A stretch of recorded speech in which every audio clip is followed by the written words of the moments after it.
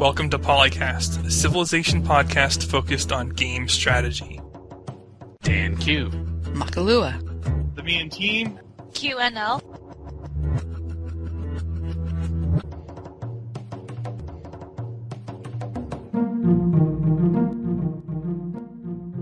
No pointy stick referenced. I like that list. Whose stick is the pointiest? I know it's Dan's favorite list. Oh, would it have something to do with things that are shiny? I'm DanQ, and I'm joined by Makahlua. I'm half awake and still trying to get caffeinated, thanks. And TheMeInTeam. Working around the clock to bring you the latest abuses and broken gameplay. So this is our initial impressions of Civilization V, released about 2.5 weeks ago as of this recording. I will use an analogy that I relate to Star Trek, for better or worse. When you have the initial shakedown cruise, which I guess, of course, doesn't just apply to Star Trek, but I'm a geek. Kind of our initial shakedown for Civ 5. I think it's fair. Put a little bit of context. I am willing to state how many hours I have played the game, which will be the lowest from either Phil or Mackie, so neither should feel embarrassed about saying their number. I have 14 hours of gameplay right now, and if you may be thinking, boo, just remember that I do edit this show. Now, Mackie, I think you have I actually have no idea about Phil's time because, I couldn't really care less. Uh-huh. It's also an obscene number that I'm not even sure I can count as high as Phil's number is, so they'll have to tell me. I think, Mackie, you're around 40? Yes, and some of that's even multiplayer. Mackie's more official hours than me. I officially have 20 hours in the real game since it's been released. But mind you, that does not include all of the playtime that I've spent on Civ 5. So take that for what it's worth. And what would you guesstimate that as during testing? Oh, I don't know. I'm not too much more than Mackie because I didn't play for a long stretch because I had trouble playing at all. I would say maybe like 40 to 60 hours also. Maybe a little bit more than that. I think it's also good as kind of a preface here to talk about most of my gameplay has been single player and on king level difficulty. I've been over anything Prince and below, but that's because I've been trying to do the achievements. I've mostly been doing Emperor. Tried Immortal once or twice. That's about it. Don't anticipate too much trouble transitioning to Immortal once I get used to the game, though. Deity, on the other hand, Carpet of Doom. We'll get to that. Oh, sounds like a new gameplay exploit. It's not available to the human, but yes, it's definitely a new gameplay exploit. I thought the famous gameplay exploit was just play Greece. You don't even need Greece. I will also note that in my 14 hours of gameplay, I have been on either dual small-sized maps, mostly Pangea, but also a couple of Ice Age maps. And I have varied hours of gameplay in that 14 between 5 different civilizations. I've mostly played a combination of Pangea, Continent, and Fractal. Usually either small or standard, unless I'm testing something out. And it just depends. I would say I probably play Fractal the most frequently. So far, I've been playing mostly on small or smaller than that. I haven't tried Archipelago yet, but I have at least one of all the other maps under, because my first game was on Earth.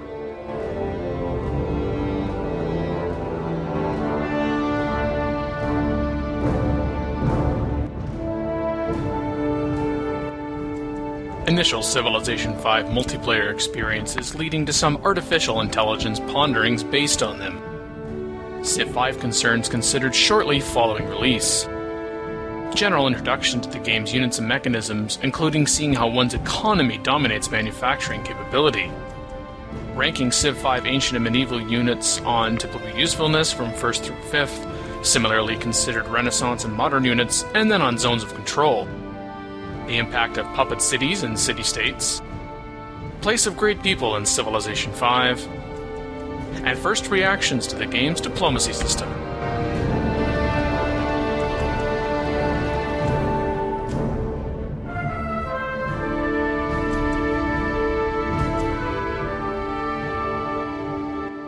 Most of this is going to be, I think, a single-player focus, because that's where the majority of our play is. But let's just talk about setting up a multiplayer game for a moment. Number one, where the hell is direct IP? That was an interesting experience when I tried to find the direct IP connection. Do I need to download a mod? What am I playing, StarCraft? I will say that the setup was certainly better than a general alternative in Civ 4, which was, the GameSpy lock. Oh, Yes, okay, it's better than GameSpy. Alright, fine. It took a few moments in setting up a game to say, for instance, so it didn't appear in that, they don't call it the lobby, whatever it's called, where it lists all of the games. Have the game be private, so checking that box like in the upper left-hand corner, and then taking a few moments to realize then how do people join your game. Have them on your friends list, for instance, and then you can go to the Friends tab within Steam, you right-click on them and you say, Invite to Game, and then it says, oh, so-and-so has been invited, and then they get a little, I don't know, I assume that doesn't pop up in the center. Is that like in the lower left or lower right-hand corner of the screen that he was invited you to a game? yeah. At least that's consistent where all the other Steam messages pop up on the screen, either the lower left or the lower right-hand corner. But the thing is, once you are in the equivalent of the lobby, you are limited in terms of what you can change. Like if you decide, oh, this map size is too small, it appears that it has to be, okay, let me set this up. Like you have to set up a lot of that stuff before you say then host the game. And if you want to change map type or map size, it appears you as the host, for instance, have to back out, set that again, and then re-invite everybody. What? Yes. Unless Mackie and Colonel Mustard and I missed something when we tested this, which was more frustrating than, say, for instance, this is towards the map size as well, that if you've got 3 human players, you're going to want a small size. So if I remember correctly, there are 6 civs, so that's 3 for humans and 3 for AI. But in multiplayer setup, unlike in single player where there's that, add AI at the bottom, there isn't that ability in MP. Wow. So it was kind of like, on balance, I will say in terms of the setup, I think right now Civ 4 has an edge on Civ 5. But I was pleasantly surprised, and I think Mackie will agree, that once we actually got through all of that initial, oh my gosh, moments in setup, that it proved to be quite stable. Yeah. That is a big plus, because that was not true for a lot of Civ 4's existence. Admittedly, it's one experience, and it was just with 3 people. Sometimes Steam forgot we were playing as Dan is now playing Civilization 5. No, really? That was funny. Well, I'm not going to blame Steam's quirk in Civ 5. I know. Civ 5 has enough of its own problems. It doesn't need to have Steam's tacked onto it. Yeah. Although I don't know how we're going to end games now in multiplayer. I guess we'll just have to quit. That's actually a good point. There is no formal way to do that anymore, but then again, there's no replay in Civ 5, so, okay. Not that the score is super great metric in Civ 4, but yeah, No, it wasn't. It made more sense. It makes even less sense now. The way scoring has been changed, too. And someone who sits on their ass building wonders the whole game could outscore. Or somebody who ninjas a wonder city that everybody's attacking, suddenly, who's at the back is at the top of the list. Yeah. Yes, that did happen in that game with Joel, Mackie, and I. Joel and I were kind of vying for number 1 for most of it. Mackie was sitting back there, and I happened to soften up the city, the very last city, and then Mackie was able to move in. She'd been building up, and then all of a sudden her score, I don't know, it was like 70 or 80 higher. No, it was only 13 points. Was it only 13? Oh. It was only 13. Oh, okay. Unlucky 13 for Joel. Not that we really keep track of such things, but... No, I just remember that because I was like, wait, I beat him only by 13 points? Wait, what? Wait, I'm on the top? What? Yeah, because the city that was taken was this... Civ was doing the one city challenge thing, and... Oh my gosh. Someone like Gandhi or Egypt. Wuzitan. What? What was... Sometimes the AI is not so bright. I know. I've had that happen with China in the few games I've played so far, that whenever they show up, they are really slow to get started settling, while everybody else, even me, is settling faster than they are. They're so powerful at war, too. Go fight. Exactly. Build a couple more cities. You've one of the best early war in general civs. The stronger great generals and the higher spawn rate of them, it's just, yeah. Yeah, what are you doing sitting there? When we had that game, they had actually gone down to attack Florence, which is a city-state just to the south of them. So they did have a small army, but they hadn't upgraded it or anything. And they could have done that ages ago. They could have went and bothered Colonel Mustard earlier because he was the closest to them. It's just, hello, AI, wake up, quit sitting there. It did eventually wake up and stop attacking Florence and start moving its units back when we started to amass on its borders. It kind of recognizes the, oh crap, there's an army on my border. Quick!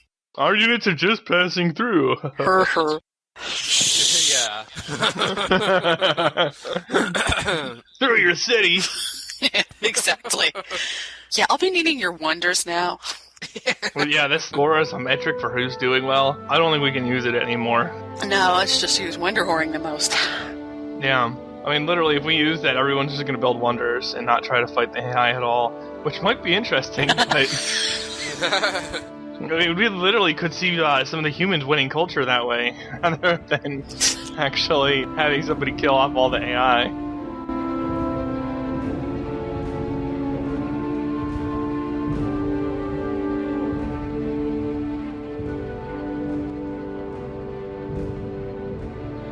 I started a huge map game with Washington the other day, but I haven't got back to it yet. But that's probably going to take forever.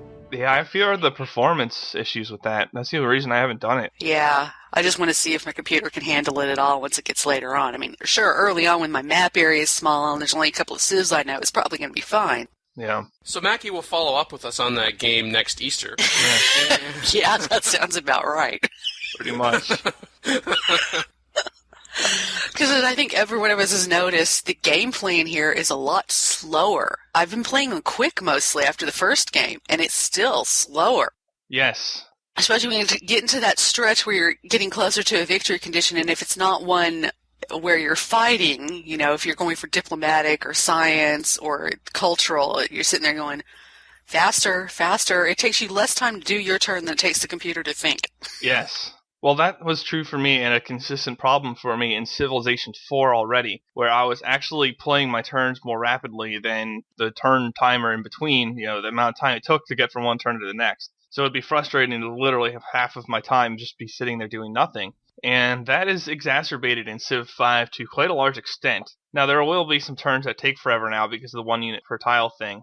But another reason that the game plays more slowly is you can't queue anything up, or correct me if I'm wrong, because I haven't figured out how to do it yet. I've tried to shift and click on units, and I've not been able to add units to the queue. You can. You just have, there's a button there that lets you switch it from just a flat thing to a queue, but you can only put 6 items in the queue. Oh, well, I mean, with the build times, that's probably going to be plenty. It'll last to the end of the game or something, but okay. Alright, that's a little better than I thought then. Yeah, I don't know if you can put a repeating thing in the queue. I haven't tried that. Yeah, at least they changed the hotkeys for it, and I haven't seen a lot to indicate that that's possible, but maybe it is. Maybe it is, and that'll save time. Also, I don't know how you rally. Can you rally in this game? I'm going to guess not, because none of us have tried it yet. Silence. No. But see, the other problem with rallying is going to be because of the 1 unit per tile. Yeah, that's true. As Dan and Colonel Mustard found out when we were playing MP the other day, when they were trying to coordinate to get Dan's forces through to attack somebody on the other side of Colonel Mustard through his roads. Oh, God. And then there was all 3 of us attacking China, which was a whole nother cluster. You know what the rest of that phrase is. Yes. Yeah, it was trying to negotiate an international peace treaty.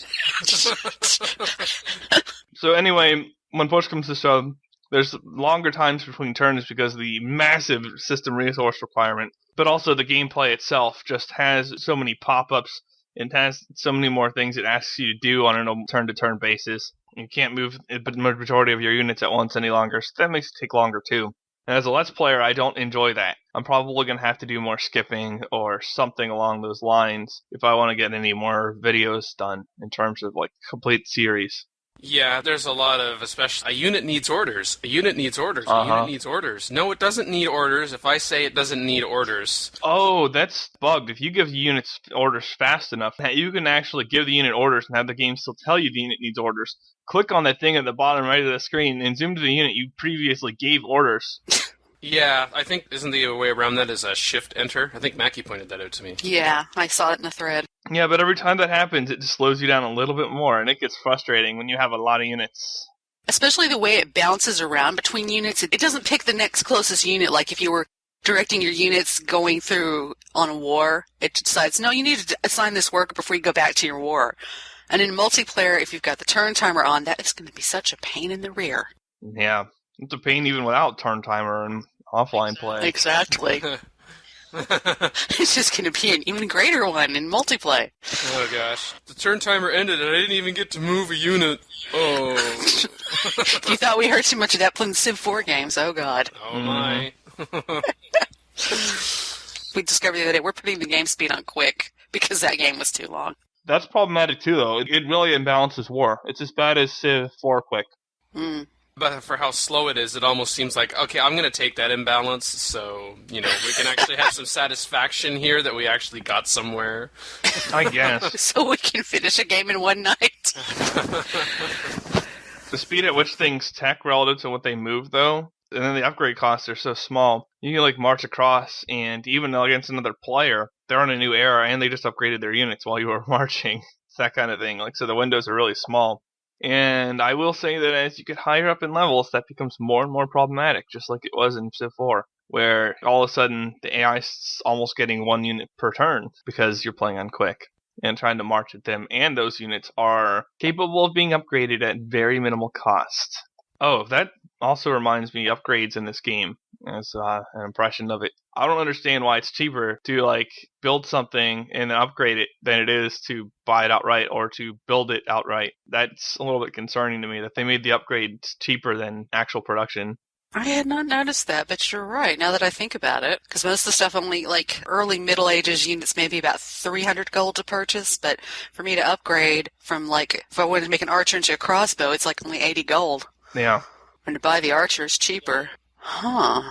I could see that those cheap upgrades being tied to those units that require a resource, but considering how limited they are, X number of units for a particular resource, but for a unit like an archer, which doesn't require that, particularly seems kind of unusual, not ideal.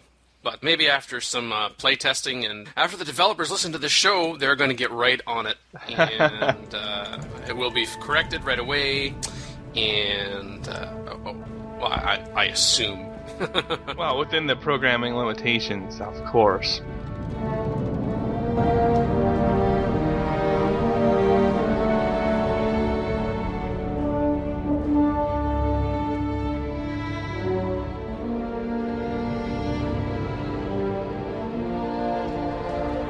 Seeing as how we are talking about units, why don't we actually start with unit? As we know from the PolyCast Focus Civ 5 special, because everything you learned about Civ before release, you learned from the special.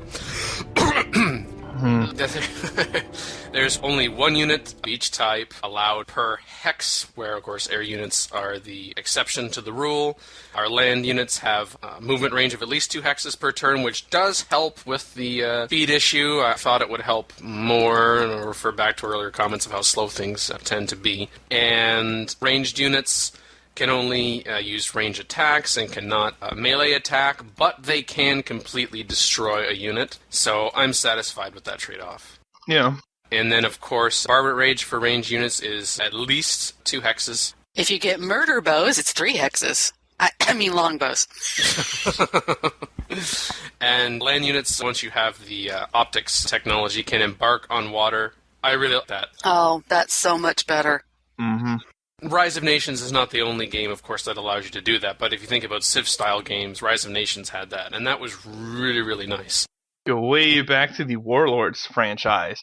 Warlords 2 and 3 by the Strategic Studies Group had actually a very good embarkation system that was similar to this one, but I don't want to talk about that a lot because it's not related. You do have to defend your armies at sea even more than you used to, though. Oh, yes. Yeah, you got to get a screen out in front of them. Mm-hmm. +1 football terminology on Banky there.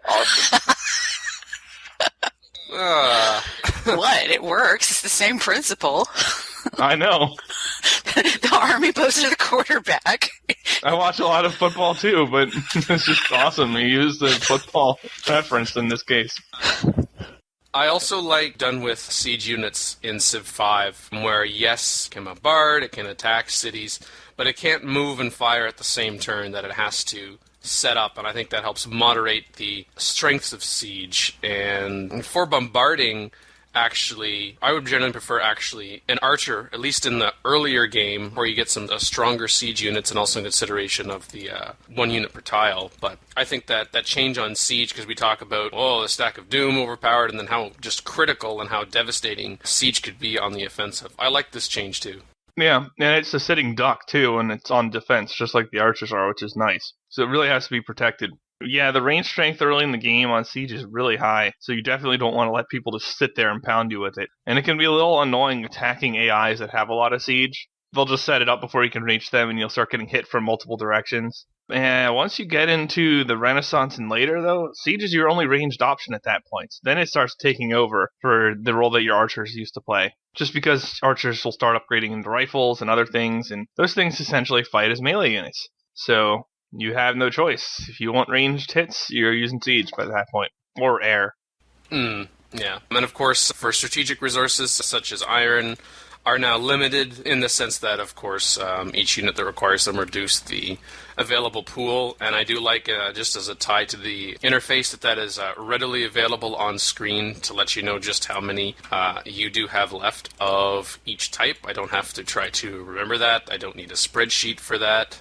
To go kind of with a bit of a side with regards to roads, not having the road spam also means that hooking up my iron can mean just improving the resource within my border. I don't need to have a road on it or have it connected by river. Even if it's hooked up in a city like across the world, there's no reasonable reason that it would be connected to your capital. You still get the bonus for it. Now, you don't get a trade route between that city and the capital, but you still get the resource. So they changed how the trade networks work from Civ 4. Decommissioning units can refund some gold if done inside your borders, so there is an added incentive on no longer having to pay maintenance. But as a brief aside to that, I love that if you are losing gold that hits science as opposed to your unit is disbanded. Thank you so much. That's much better. That's kind of also like with unhappiness. Yes, if you're really unhappy, then you can get the combat penalty for your units. But of course, before that, it'll slow down your growth. It'll slow down production. But now I don't have to worry about, oh my gosh, I'm about to run out of gold. I now need to micro what tiles my cities are working so I do not go into strike and start losing units. Nope, as long as you're making more science than gold you're losing, you're fine. And what if you're not? Then you get disbanded? I think so. I haven't had that happen yet, though. I think it would be difficult to have that happen just because it's so hard to produce that many units, especially if you don't have access to the gold. Like, how are you building them? It's hard to build things in this game. Yeah, you can't just throw a stack of tanks or knights or what have you at something. It makes you actually ticked off when you start losing them. Yeah, you get more emotionally attached to each unit you have on the map. You start giving them names and... I just hate clicking on a unit and having it say, like, 30 turns to produce this. Come on. Compared to the amount of time it takes to research a technology, that hurts. I can get a tech in like 5 to 8 turns, and that I can get a couple techs while I'm trying to build this one unit. Now, the best production cities I have can get a unit like about as fast as I can get a tech. Again, not ideal. So, rush buy becomes much stronger just because it's easier to come by the gold. Yeah, because even in late game, and one of the games where I got that far, where I even had factories and stuff, it was still taking a lot of hammers to build things. It was actually cheaper for me because I had a bunch of gold at that point to just go buy. Yeah, absolutely. That's kind of silly. I'd like to see some things hammered out more traditionally as well, or at least have that be more competitive. Because Rush Buy starts out good, and if you get the wonder that makes it cheaper, or you go through the commerce social policy tree and get the discount on purchasing things, or you go through the military, like evil dictator social policy tree and get the higher discount on purchasing units, you could get crazy numbers of things with using just buying, like far beyond what you could do with hammers as far as I can tell. I mean, this isn't like Kremlin with Market Grocer Bank. This is like Kremlin equal effectiveness with a couple cottages from Civ 4. Like, it's silly. In terms of what unit are you typically building first? You're starting with your settler, which of course you settle a city, and then you've got your warrior. And I'm actually finding typically, if this was Civ 4, I'd be like, worker. But I'm more about the scout now. Yeah, I usually want to have an extra scout out there, and then worker, and then we see about whether settler or something. It's not slowed by rough terrain, which is huge. Set it in the opposite direction of your initial warrior. Find some of those early ruins. Hopefully you can also find some barbarian camps. And then also get an idea of, okay, what terrain is out there? Where are my luxury resources? Because This is really important for city placement. yes, it is very important for city placement and for your future growth so that you do not become too unhappy, given that happiness is empire-wide. So Yeah. it's like, ooh, yeah, you don't just want one unhappy city. It means many unhappy cities. But then after the scout, like if I'm talking about, I'm like doing like a top 5 for ancient units. I'll actually go from 1 to 5 because I'm crazy. Yeah, and then a worker, because by the time you've built a scout and maybe also get yourself your first built warrior, if you're paying close enough in the technology tree to what you have in your initial placement, what technologies you need to improve that by the time the worker is built, they can actually do something.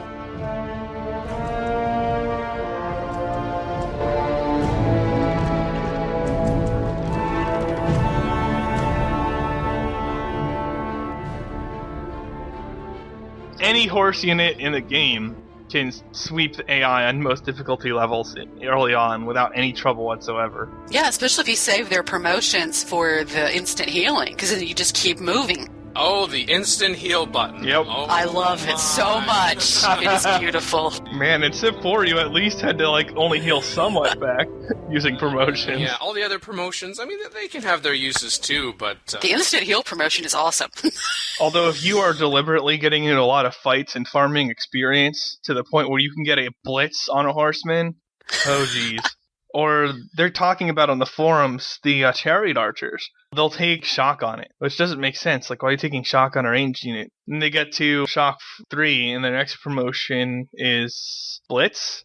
So they can fire 4 times on their targets. And then if they do promote it to knights, then they have knights that can attack multiple times per turn very effectively with all their previous promotions. Oh, that's just sick. Oh, you can combine that with the 1 unit per tile thing too. Oh man, that's just... what a multiplier that is. Yeah, and they'll get double experience and from the honor social policy. Yes. And use that to farm experience from shooting their arrows 4 times. Oh. Owned. Yeah. I guess we've already touched on it a little bit. I got looking at the units specifically in Ancient and Medieval because that's what I've played mostly. Excluding unique units, I had no intention of getting into unique units yet today. Poll, what is the best unique unit? Companion Cavalry, the Songhai Knight replacement. Because having that extra bonus when attacking cities is nice. Jaguar. I farm you culture and experience. I've already talked about the power that is the mounted unit and horsemen. I'm looking for horse. And then after horsemen, which are no longer tied to archery, which is nice, you just need horseback riding.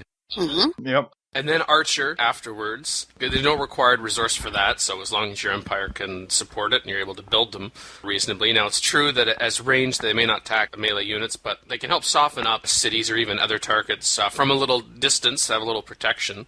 Soften them up for, say, your horsemen. And then if I had to choose, like, a 5th one in Ancient, I mean, it really is map dependent, of course, but your workboat.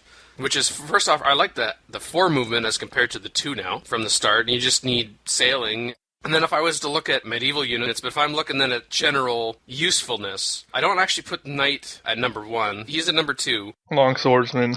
Murder pose. Well, okay, but he said he was going to avoid the unique units. Yes, I'm just talking about your straight generic. Well, even regular crossbowmen, it's still nice too. I actually have crossbowmen at number 3. Long swordsman at number 1. Pikemen at number 4.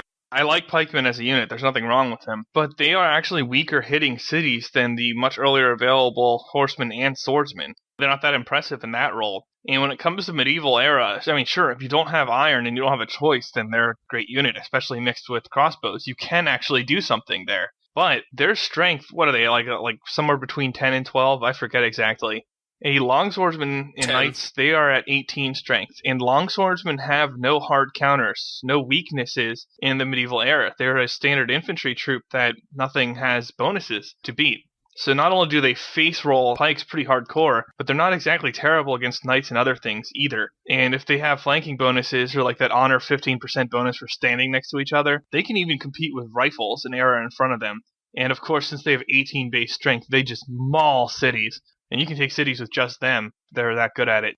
I mean, I know it's a little bit harder to get, but Even if you've just got one iron source and that gives you 3 or 4 long swordsmen, that's a lot of attack power. Most of the medieval era cities are going to be stronger than the pikemen, so you're going to have a better chance of losing them if you're trying to take a city with that. And whereas the long swordsmen and the knights just... yeah, so often the game is going to be costly attack with the pikes, whereas safe attack with longswordsmen. And you'll want those to be your frontline troops rather than pikes. I mean, unless your opponent's just gung-ho on their mounted. And I haven't really seen them gung-ho on the mounted. No, not so much. They seem to like the archery units and the pikemen a lot more. Yeah, resourceless things that they can spam their bonuses on. Yes, indeed. The number 5, your trebuchet. Yes. I haven't built that many of. Yeah, you got the combat versus cities, but set up to attack, and obviously they can't melee attack. They have no defensive bonuses. They got the limited visibility. I just like, can I just not bring in my crossbowman to help me out with that range strength rather than the trebuchet? I don't know. I can usually just beat the AI with a couple longswords. If I had to, I would bring trebs or crossbows along. I'd rather the crossbowman. I'm trying to remember. You can upgrade archers to crossbowmen, right? Yes. Okay, so yeah, that's what I thought. So there's another thing that I've probably already got them in the field. I just need to spend some gold. I know, as we discussed before, hey, this is a lot cheaper than building a crossbowman from the Outrider building a trebuchet, so let's just have an instant crossbowman.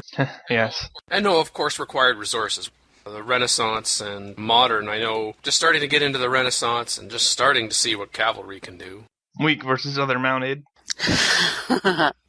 It's true. They're not quite the kill-all unit that they were for us in Civ 4 when we got to that point. Well, there's those Lancers that are specifically designed to counter them. That hurts. They're mounted units with 22 strength, but they don't have a weakness to other mounted like the cavalry do. Ah. They're on the rifling path, which is separate from the cavalry path, interestingly enough. So what about Modern? I haven't had enough modern warfare, to really say. The one game where I've gotten into it is where I was playing on that Earth map, and I was fighting against Persia. What helped me there was actually the air, because I only had like 2 or 3 bombers, but that was enough to get enough to soften their really strong cities up so that my infantry guys just walked right in. Well, not walked right in, but it only took like a couple of hits to get them instead of it taking forever. Carpeted of Doom. I don't know if you guys have seen the pictures of this yet, but deity players, and to a lesser extent, at the lower levels than that, have noticed that the AI will have a unit on every single tile in its entire borders, and some units that are not inside its borders any longer, and it will keep producing units. Thanks to its bonuses, it can afford the maintenance on that. So literally, you couldn't even move through their territory because it's just all units. That's not an exaggeration. It's not like it's very crowded. No, every single tile is a unit. That would be the carpet of doom that we are now referring to instead of the stack of doom. Carpet of doom. Cod instead of sod. Caught it. Negotiate the movement of units with the 1 unit per tile. I've noticed if a unit has attacked and they're beside a city and they're done and you've got a unit behind, as long as that unit that attacked in the first place still has movement left, that if you take the unit that you then want to be beside the city, you click on the tile that the unit is already on, they will switch places. Yeah. That does help with the interaction of trying to move, your own units. I realize the multiplayer cooperative situation that we were discussing before is not something that maybe necessarily a great percentage of Civ players do, but just trying to negotiate moving units and tiles and, anyway. This zone of control thing, I don't think I would mind this so much if there wasn't the 1 unit per tile limit, but it just makes me want to scream. But I won't right now because we're not actually playing the game. But if we were... We'll hear it later.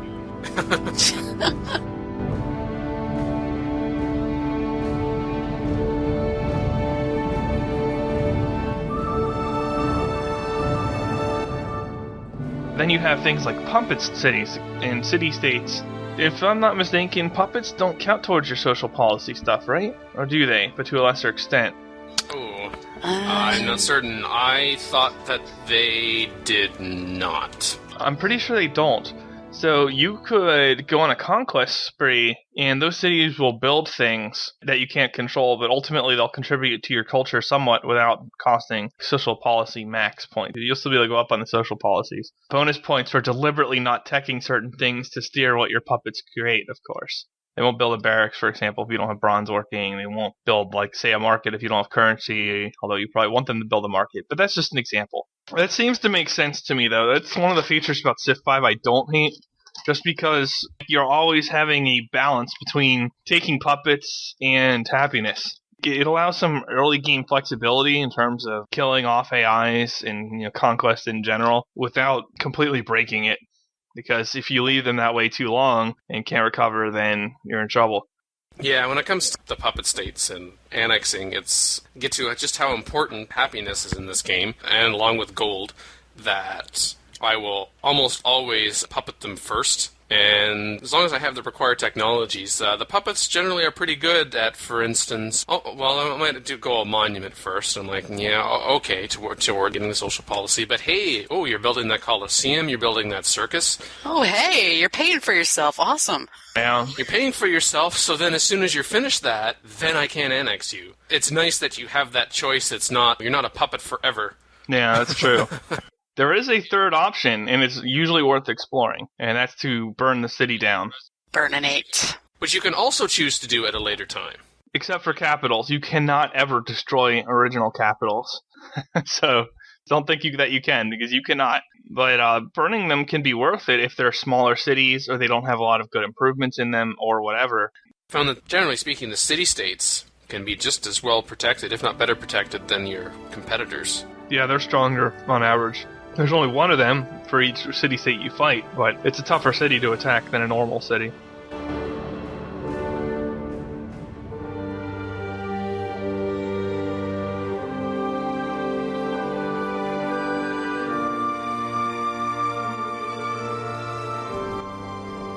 You think if I am building a bunch of great artist buildings in that city, you think the specialists would take a hint to concentrate on the great artist buildings and quit putting them like in the market and everything else? And I've had to go to manual control on specialized cities because it keeps doing that. Yeah, well, Governor was never the greatest. Even in Civ 4, late Civ 4 post-patch stuff, really pathetic. You build wealth and it's like, oh, I'm not going to work a mine while building wealth. I want to work an unimproved grassland flatland tile that does nothing. That was the Civ 4 AI's idea of a good decision. So it doesn't surprise me that the Governor's not at its best right now in Civ 5. Outside of a great scientist and the possibility of just discovering any technology, I do like to have one great general. But, man, I find that the Golden Age is really beneficial because it's like, oh, man. Buy some more little friends. Yeah, influence people. It's pretty hard to beat a bulb in terms of returns. Even with the Golden Age, it's very difficult. I'm actually getting great generals more often than anything. Well, then, yeah, you're either fighting or you're using a Golden Age. But even with the merchant, just taking that to a city-state and bombing the city-state with the merchant is like almost 1,000 gold or right around 1,000 gold, and it gives a lot of influence with that city-state. So even that's pretty competitive with the Golden Age. Yeah, the influence with the city-state is what, on top of all that gold, because I mean, you could use all that gold to then influence the city-state. Or another one, yeah. The great artist, culture bomb a tile within one space of your territory, putting that tile and all adjacent tiles into your territory. Unless I have some place to culture bomb, I just don't know if building their landmark is good enough, and we can't resettle them. I can only see it if you're like doing one of those gunning for culture games, because what else are you going to use them for? Yeah. Great engineer hurrying production of a wonder is still as worthwhile as ever. Oh, yes. More worthwhile than it was in Civ 4. It was actually bad in Civ 4 very frequently. In this game, though, with how much more scarce hammers are, you click on a wonder and it's like, oh, hey, 90 turns to build this wonder. Okay. Well, okay, if you have a good production city, you can build them in like 20. That's still a lot of turns. And if you've got a competitive AI who's also out building wonders, it's great to beat them to it. Yeah, and there's some wonders later in the game that are really useful, like Forbidden Palace, that's available with banking. Oh, yeah. 50% less anger from number of cities. Very nice. Yes. Big Ben, I think that's the one that reduces the cost of rush buying. Mm-hmm. Very attractive wonder. So you get options like that, and it's like, well, come on. You have a great engineer, and you know you can get those wonders because you have your great engineer, then it's worth it.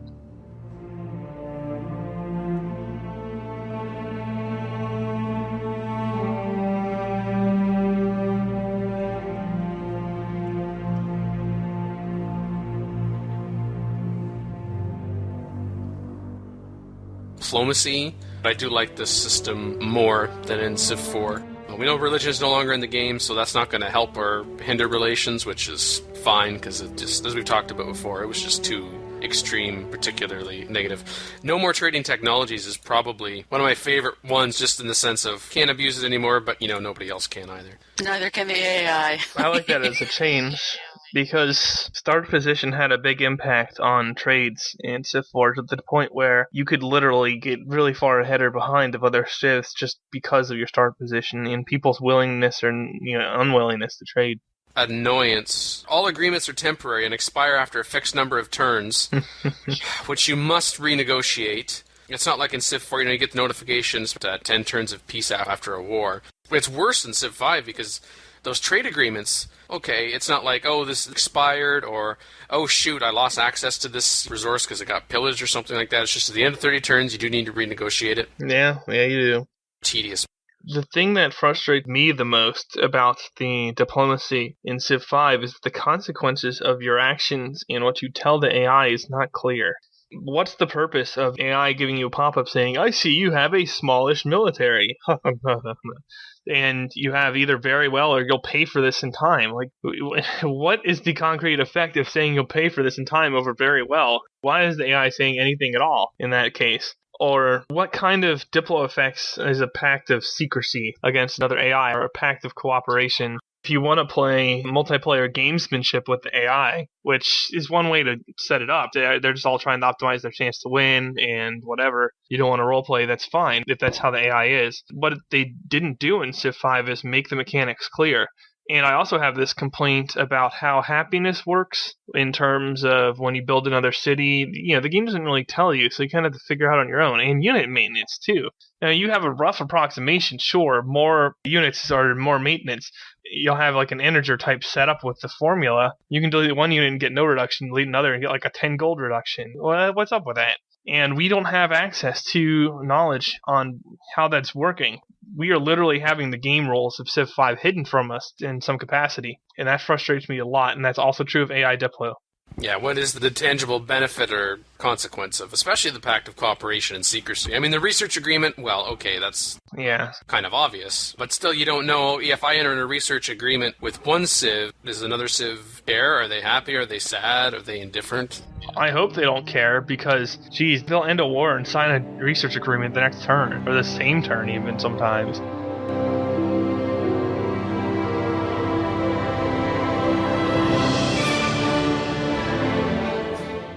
Call in today. In North America, the number is 301-637-7659. That's 301-637-POLY. In Europe, 44-121-288-7659. That's 44-121-288-POLY. You can Skype us at the PolyCast or email us at thepolycast@gmail.com. The only thing worse than being talked about is not being talked about.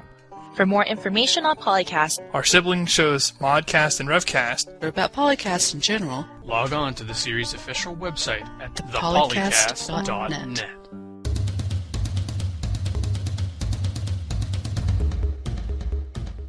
I'm going to have to start ignoring some people I know on Facebook because they spam me with that crap all the time. Oh, good. I thought for a moment Mackie was going to say, I got to start ignoring Phil and Dan. No. Not you guys. Other less awesome people. Oh, less awesome people, which means that they too are awesome?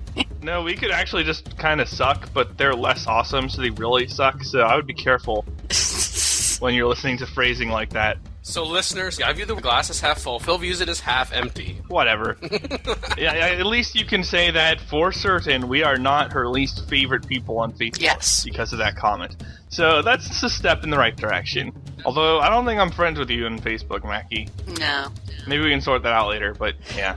Yeah, well, I'm not friends with Facebook, so it would be hard for me to be friends with anybody on Facebook. I'm not friends with Facebook in the first place. Hey, you don't spam her, so you already went out. You can enjoy Civ 5 and Civ 4. They're different enough that it's not like, oh, yeah, it's time to move on from Civ 4 and go on to Civ 5. But just remember that because of how different they are, careful when importing tactics from one game to the other. Listeners, thank you for joining us. This is TheMeInTeam. Do note that your cities are my manifest destiny. Joining me on this episode were Daniel Quick, Civing still. and Makahlua. caffeinating. Still.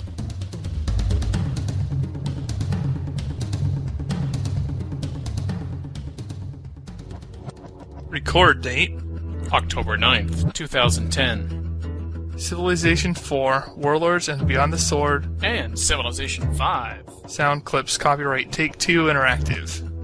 Copyright Civilized Communication at civcom.net.